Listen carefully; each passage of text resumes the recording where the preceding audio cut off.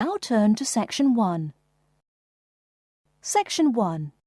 You will hear a conversation between a clerk from a moving company and a woman who wants to relocate to the United States. First, you have some time to look at questions 1 to 6.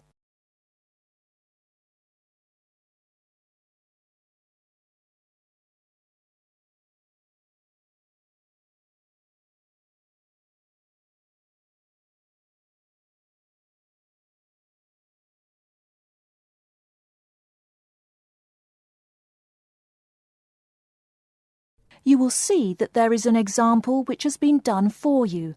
On this occasion only, the conversation relating to this will be played first. Good morning, ma'am, and welcome to Australia's Moving Experience. How can I help you? Well, I hope you can help me. I'm so up in the air right now. Just calm down now. Let me guess. You're moving and it has you a little confused. That's it exactly. You see, I'm relocating to the United States next month, and I'm having a hard time getting organised. Here, fill out your name and address and let me ask you a few questions. Oh, what should I call you? My name is Jane Bond. The woman says that her full name is Jane Bond, so Jane Bond has been written in the space. Now we shall begin. You should answer the questions as you listen, because you will not hear the recording a second time. Listen carefully and answer questions 1 to 6. Good morning, ma'am, and welcome to Australia's Moving Experience. How can I help you? Well, I hope you can help me. I'm so up in the air right now. Just calm down now. Let me guess. You're moving and it has you a little confused. That's it exactly. You see, I'm relocating to the United States next month, and I'm having a hard time getting organised. Here, fill out your name and address and let me ask you a few questions. Oh, what should I call you? My name is Jane Bond. OK, Jane, first of all, what's your work phone number? In case I have any questions about things. My work phone is 9463 550. But please try not to call me too often there. My boss hates personal calls. So does mine, ma'am. So does mine. And what address should we ship your things to? My new company is letting me stay temporarily at 509 Clark House. That's Clark. 1137 University Drive in Seattle. Seattle? Beautiful city, I hear. Mountains right beside the ocean almost. Cooler than Australia too. OK, and when should we come pack your things? I guess that would be on Monday, March 11th. Do you want any help with an after-packing clean-up? We do that for a small additional charge. Yes, that would be helpful. I promised the landlord I'd give her the keys back by 5 p.m. on Thursday the 14th. Great. We'll just schedule the clean-up for that day. That way, the place will smell clean and there'll be no dust. Well, you do think of everything. Oh, how much is this going to cost? Here is a list of our basic prices. Oh dear, this seems rather expensive. Yes, ma'am, but you're paying for the best. We're careful and we're fast. Like we say, the only thing we break are speed records getting you moved. Well, maybe that's so. Oh, I nearly forgot to tell you. I don't want my furniture shipped with me. I won't be looking for an apartment till after I arrive in America. Would it be possible to put my furniture in storage here for a month, then have it sent along later? Of course, we do that all the time. A couple of other things. Here at A Moving Experience, we try to pack your things logically. We don't just throw stuff in boxes. Before you hear the rest of the conversation, you have some time to look at questions 7 to 10.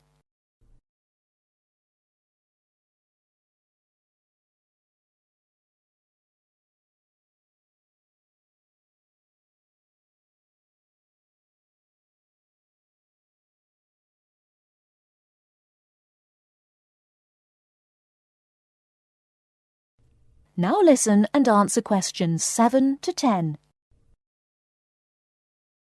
Do you have any special requests? You know, things you want packed in some special place so you know where to find them. Like what? Oh, I don't know. Things like dishes, maybe. Not to be rude, but you look like a lady who likes to eat. Ah, yes, I need my dishes and things where I can find them quickly. Great. We'll put those dishes and cutlery in what we call the emergency pack. Can you think of anything else? I do have an antique tea kettle my great-grandmother gave my mother. I wouldn't want to lose that. So I guess you'd better put that in storage with the furniture. Grandma's tea kettle with the furniture. Got it. Say, how about things like your alarm clock? You don't want to miss your plane on the big day, right? Well, you certainly think of everything. Yes, that's right. I'll also need my alarm clock where I can find it. Fine, we'll put that in your personal package. And of course, we'll give you a list of where we pack everything. So all you'll have to do on Thursday the 14th is grab your luggage on your way out the door. I couldn't help noticing the new CD player you're carrying. Is that a Samsung? Why, yes it is. One of their best. Cost me nearly $100 it did. Do you want to take special care of it? I mean, it's brand new. Take care of it, but nothing special. You can just put it in storage with the furniture. That looks like everything we need here. I guess you're all set. That was certainly quick. Thank you, young man. This has been a most moving experience. That is the end of Section 1. You now have half a minute to check your answers.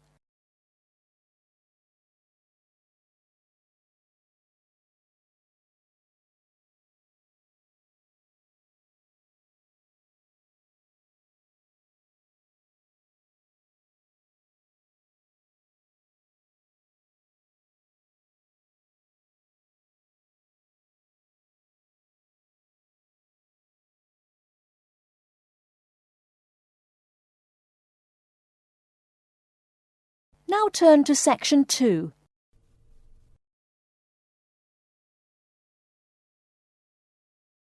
Section 2. You'll hear an introduction to a conference on computer system language learning. First, you have some time to look at questions 11 to 16.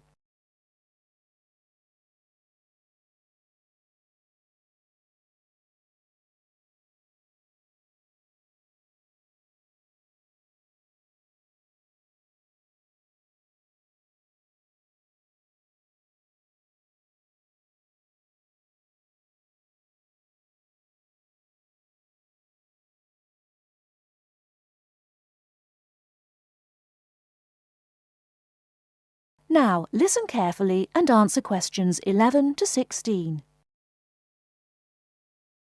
Good morning, everyone, and welcome to the second annual Wallabaloo Conference on Mastering Computer Languages. I hope you all had a good trip. Before we get underway with today's program, let me fill you in as to what's on tap for tomorrow, Sunday, February 19th. At 9 a.m, right here in the main hall, we'll be hearing a lecture from Dr. John Smith about computer as teacher. Professor Smith from the University of Melbourne is a world-class expert in the field of computer-assisted education, and his talk promises to be both stimulating and informative.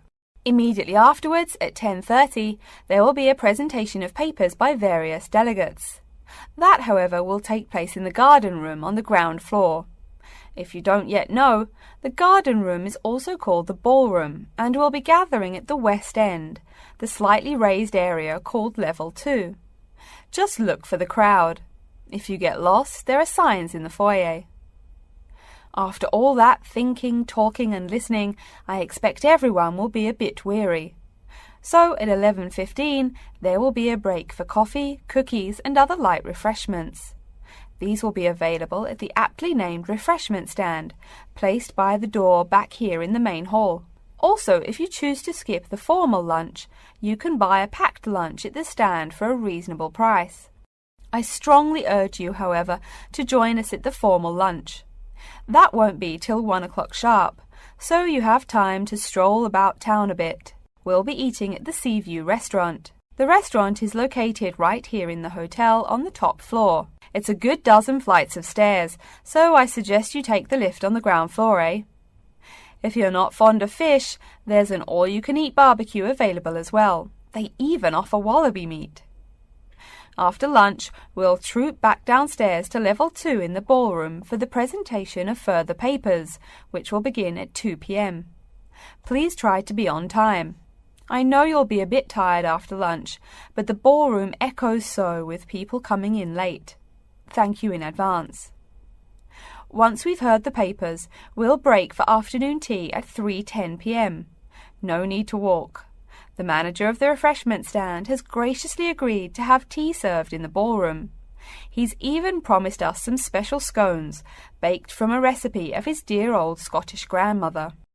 Then, tea being drunk and scones munched, we'll retire here to the main hall for some closing remarks and questions. So, by 5 o'clock, we should have the conference wrapped up. But the fun isn't over. This is Australia, mates. We'll be flocking to the hotel's own Palm Lounge on the east side of the foyer for an informal reception. You can relax, mingle with the other delegates, and let your hair down a bit. This will run from 5:10 to 6:10, though you're free to stay as long as you like. The lounge manager has informed me that for the duration of the actual reception, you can have all-you-can-drink beer for $20 with purchase of an advance ticket. Before you hear the rest of the talk, you have some time to look at questions 17 to 20.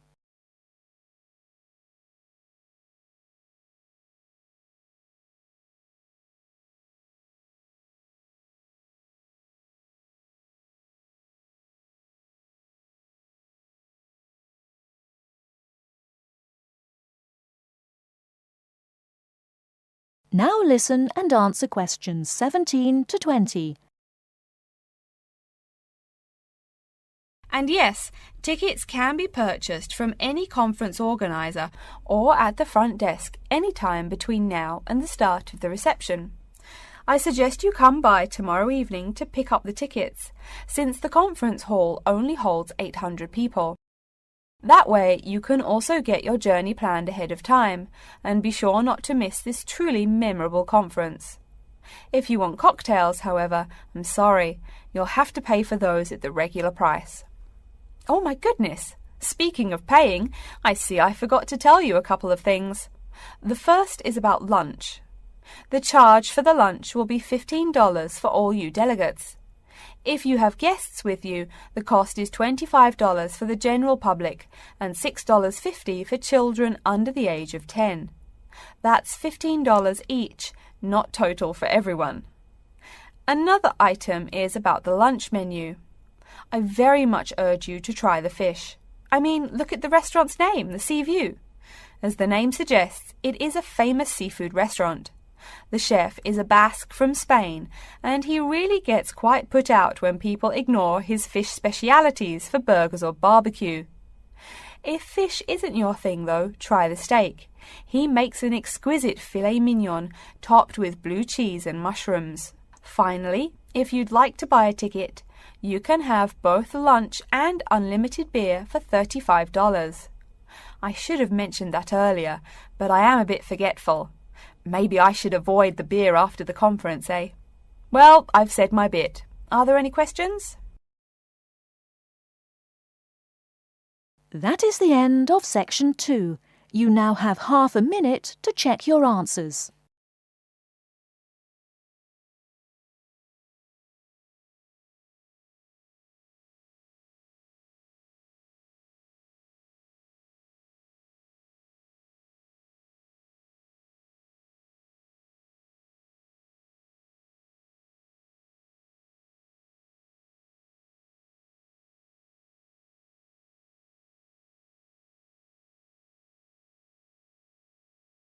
Now turn to section 3.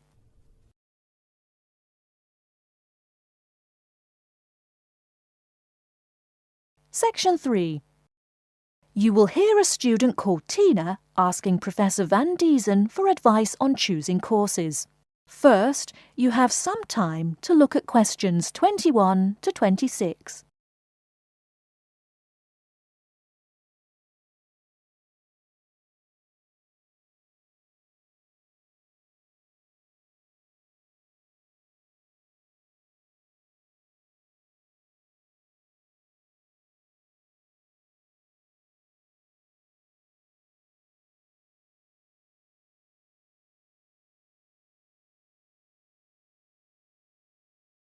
Now listen carefully and answer questions 21 to 26. Hello, are you Professor Van Diesen? Yes, I am. And who might you be? Oh, sorry, my name is Tina. I'm a freshman here.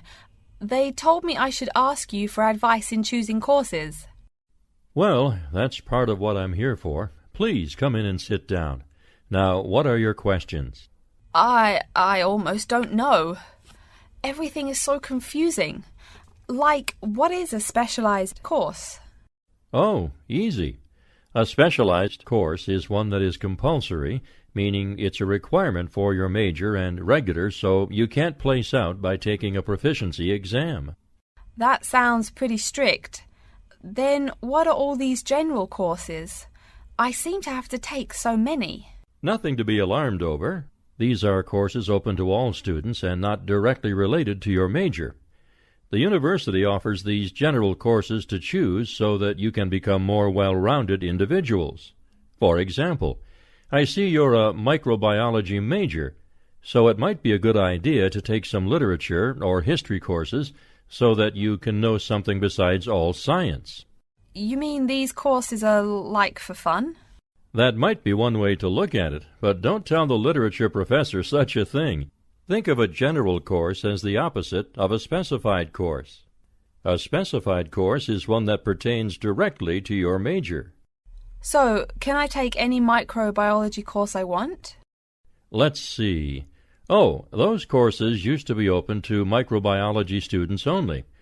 The good thing is now it's open to students on a flexible schedule, so it's not only for full-time students. So the answer is yes, if you have the instructor's permission. May I ask you why you chose microbiology? Well, I also like plain old biology too. You know, full-size animals. I might even become a veterinarian. Could I take some biology classes? Well, they are open to full-time students only, which I believe is what you are. I don't know how a freshman would get along with microbiology, though. I mean, most of the students presently looking into it are from off-campus. Off-campus? Yes, you know, people who use it in their work at hospitals, laboratories, even a police detective. Why did you choose microbiology, if I may ask? I don't think you quite answered that. Well, eventually I want to be a doctor. At least my dad tells me so. If I may say so, young lady, you seem a little uncertain. Still, I think that might be a good idea for a career. Of course, if you're thinking about being either a doctor or a vet, you should take some medical science classes before you even think of applying to med school. Great! What should I take? There is one small problem.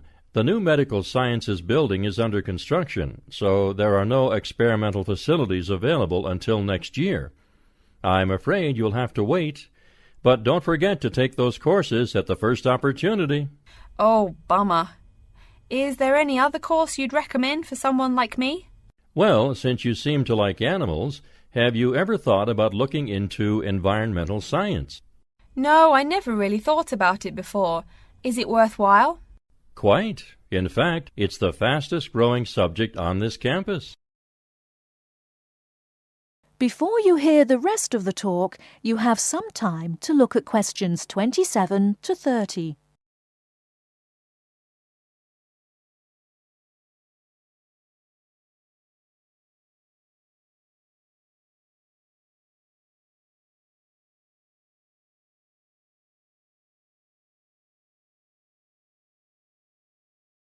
Now listen and answer questions 27 to 30.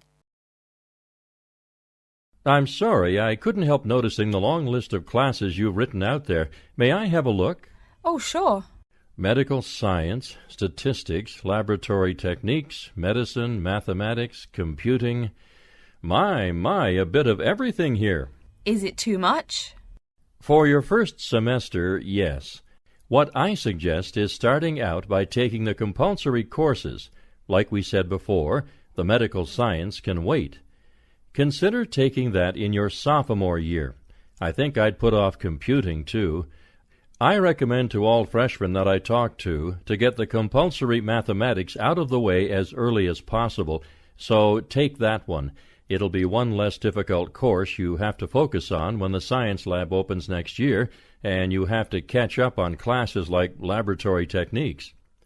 Your major also requires statistics, so you have to balance 2 math classes, and no doubt you should take that. Otherwise, get your required medicine course out of the way by taking something theory-based. Oh, of course, and your environmental science class, if you're interested. The others can wait, though I think computing is definitely a good idea, even though it's not required. I see, too, on your paper there you seem to have had high marks on the entrance exam. Yeah, I guess so. Don't be shy. Have you thought about applying for a scholarship? Do they have any? I mean, my dad is always complaining about how much money it costs him. In your department there are actually 3 full scholarships available. They cover tuition and provide $1,500 cash. $1,500 cash? Party! Please, miss, the money is intended more as a textbook allowance, not party money. If you promise to behave, I'll show you how to apply. Great, and thanks. That is the end of Section 3. You now have half a minute to check your answers.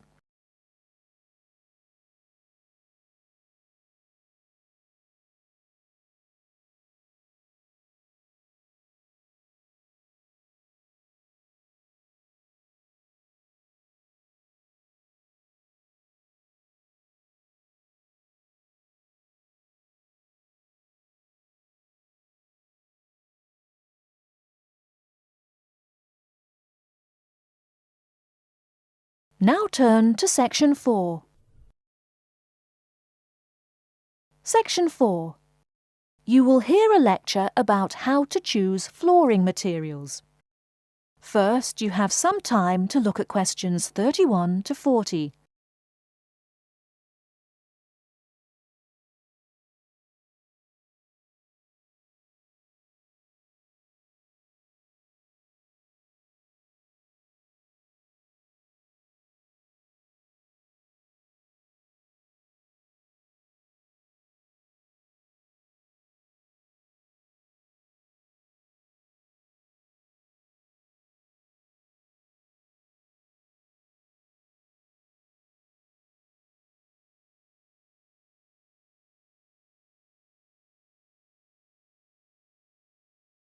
Now listen carefully and answer questions 31 to 40. We've been talking about choosing building materials in the last week. Now, a great many factors influence the choice of building materials. You can't make a house of cards, right? And people who live in glass houses and all that. Anyhow, today I'd like to say a few words about flooring. Some artificial materials can be used, like plastic for instance, which offer mixed blessings when used as a flooring surface. On the one hand, plastic is cheaper than nearly any other alternative, short of bare ground.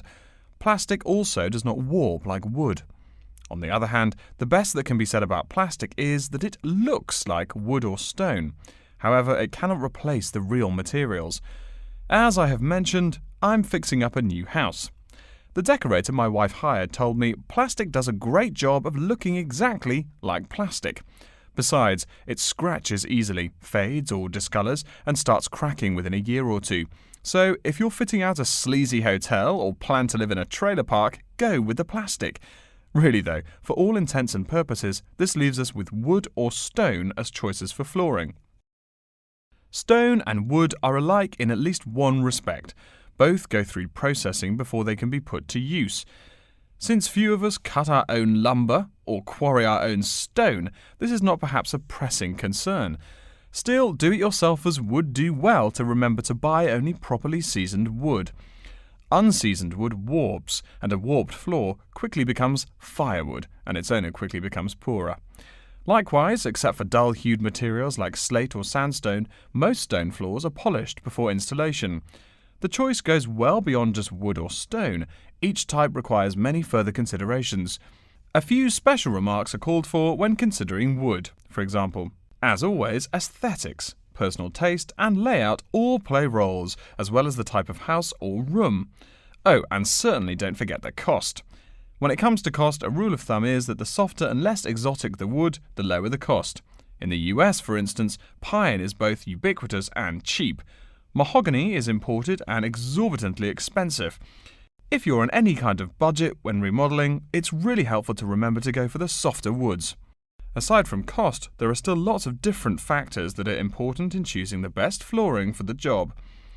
Continuing with the example of wood, one must consider the effects of each type of wood on the mood of the room. When selecting the best wood to use, particular attention needs to be paid to its grain patterns, texture, and colour. In rooms where relaxation or deep thought is the aim, say bedrooms or the study, dark, strong-grained woods are the rule. Here, the grain ought to match the furniture for a feeling of homogeneity. In rooms where activity and motion are typical, the dining room or living room, lighter, finer-grained lumber is more suitable. In such a setting, the wood grain might be useful in offering a contrast to the furniture. This leads to a feel of subconscious excitement in keeping with the room's function. In either case, though, consult a decorator. It is a decorator's job to know what materials to use to fit the function of the room. Though some things about putting together a room are subjective and based on one's individual taste, materials appropriate to a room's function are much more straightforward. A decorator takes the needs of the customer and uses a mathematical formula rather than subjective words. Since feelings vary from person to person, verbal descriptions of wood types tend to be ambiguous. You want the wood you select, not something approximate. And if you do decide to do it yourself, remember that all wood must be treated with preservatives to enhance its appearance and preserve its natural beauty. In the case of stone, or quarry tile, as flat-cut flooring stone is properly called, a new set of considerations must be weighed up. Simple colour aside, the degree of reflection must be kept in mind. This is called the reflectance rate, which is expressed in a number between 0.0 and 1.0, depending on the amount of light it reflects. At one end of the scale is polished silver. At a rating of 1.0, this shiny surface reflects nearly all of the light directed at it. Numbers closer to 0 describe materials that absorb more light. Moving down the scale a bit, we see that plastic that has been painted white has a rate of 0.8, which makes sense. We know that the colour white reflects all other colour, while black absorbs all colour, and plastic itself is a relatively reflective material. Materials that are denser and darker have reflectance rates much closer to 0. The quarry tile I mentioned a while ago has a rate of 0.1. As you may know, quarry tile is generally dark brown and made from clay, so it is quite dense. Of course, there is considerable variation among types of quarry tile because of the hue or treatment of the clay during its creation. Does anyone have any guesses as to what material may have a rate of almost 0.0? We can guess most of these materials are black in colour, but plastic, wood and even stone reflect some light. One material with a rate of almost 0.0 is black velvet. The texture produces almost no shine at all. Carrara marble, despite its white hue, is actually lower in reflectivity than black onyx. In any case, the fact that tiles vary somewhat should not be forgotten. A highly reflective floor would not be suitable in a library. It would be indispensable in a ballroom, should your home be large enough to feature one. Again, a rule of thumb is that light means lively. Since form and material follow function, one should only use the more reflective materials in rooms where the cultivation and expression of energy is important. Bear in mind, too, that most types of stone cost more than all but the rarest of wood. Of course, there is no reason why some rooms of a house should not feature wood floors or other stone tiles. You can even mix the two. A room with wood panels on the walls can have a beautiful stone floor. My bedroom has white birch walls and a light blue slate floor. The place looks like a Russian hunting lodge. Remember though, go with what feels right for you. Good taste and the laws of interior design are the homeowner's servants, not his master. It's only beautiful when you decide it is. I mean, you're the one who lives there, not the decorator, right? Okay, are there any questions?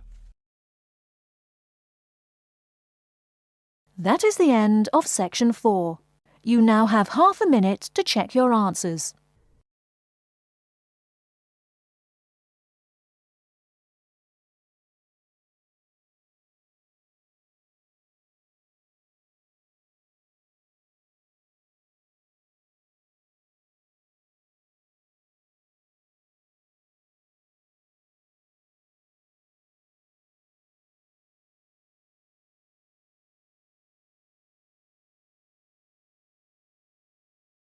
That is the end of the listening test.